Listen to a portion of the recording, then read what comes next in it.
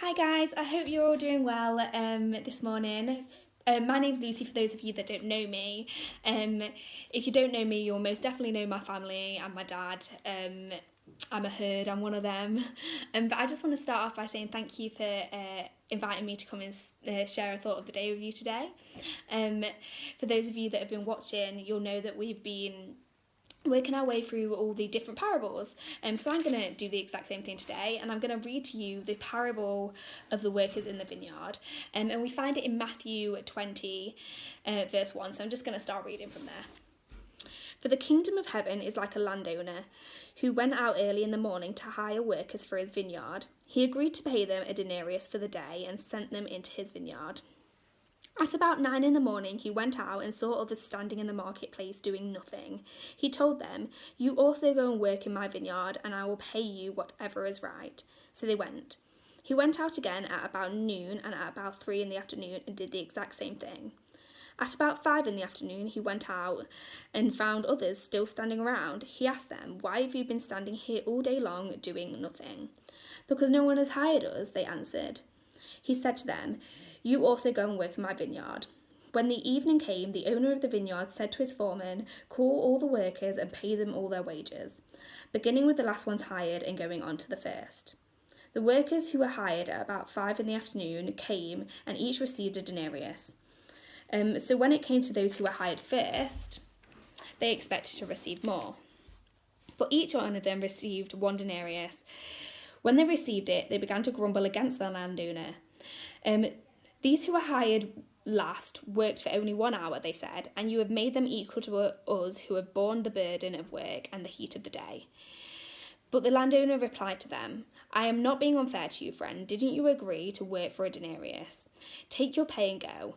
I want to give the ones who were hired last the same as I gave you.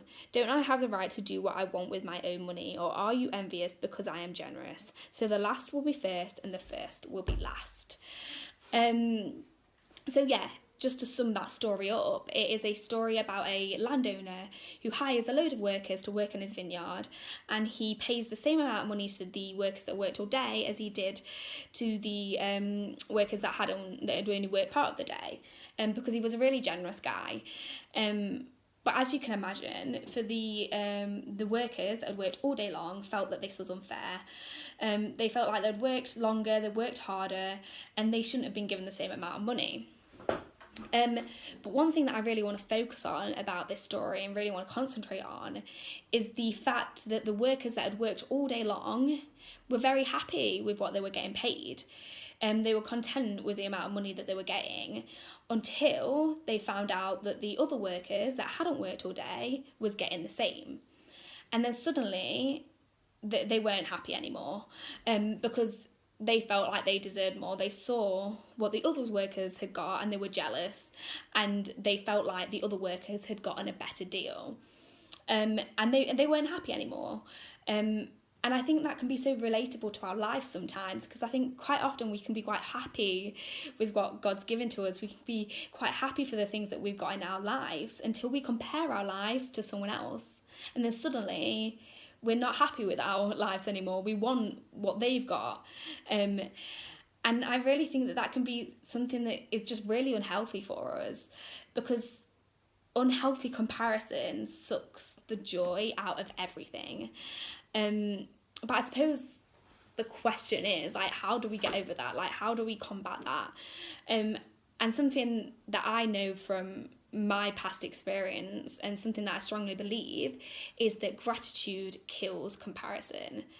Because if we stop comparing ourselves to other people and we start focusing on ourselves, on our lives, on what God has blessed us with, and we make that conscious choice every day to be thankful for what we already have, it means that we will be a lot happier. It means that we will develop a much more positive, a much healthier perspective and a much healthier mindset in life.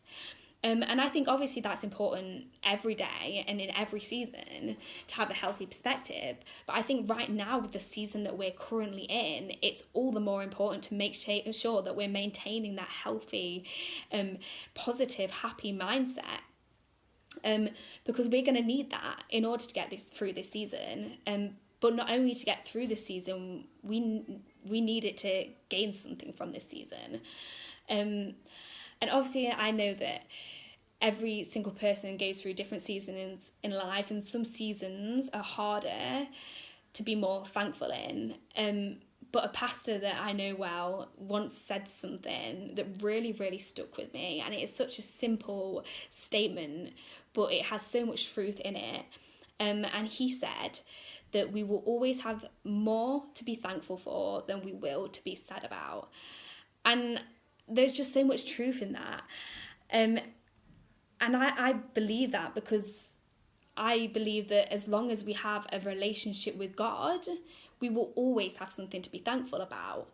Because when we've seen God work in our lives in the past, we aren't so fearful for the future, because we've seen him work miracles. We've seen him do incredible things in our lives. So we're confident that he will do it again, because we're confident that we have a God that not only loves us, that has a plan for us, that will protect us, that will fight for us, that will work miracle after miracle in our lives. A God that we can trust, a God that we can rely on.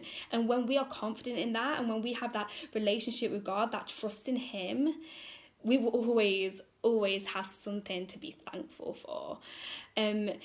So yeah, I just wanted to encourage you with that this morning, to stop focusing on other people and what other people have got, and start concentrating on what God has blessed us with, and being thankful for the things that he has placed in our lives. And through that, we will gain a healthy and happy and positive mindset that will enable us to get through this season, but not only to get through this season, but to get something from it. So yeah, I hope that encouraged you this morning. Thank you very much for listening, and I hope you have the best day. Bye bye.